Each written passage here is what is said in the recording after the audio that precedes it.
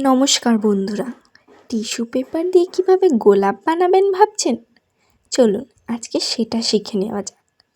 প্রথমে টিস্যু পেপারকে ভাঁজ করে ওর উপরে যে কোনো গোল জিনিস নিয়ে একটা ছাপ তুলে সেটাকে গোল গোল করে কেটে নিন।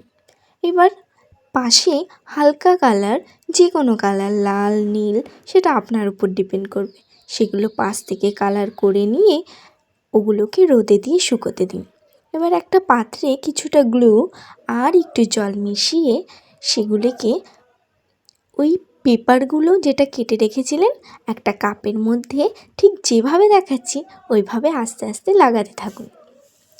এবার যখন ওটা হয়ে যাবে তো কিছুক্ষণ রোদে দিয়ে রাখবেন যাতে ভালো করে শুকিয়ে যায়। এরপর কাপটা উল্টেই বার করে নিলেই হয়ে যাবে একটা সুন্দর গোলাপ। তোমরাও ট্রাই করো কিন্তু। ভালো লাগলে একটা লাইক করে দিও।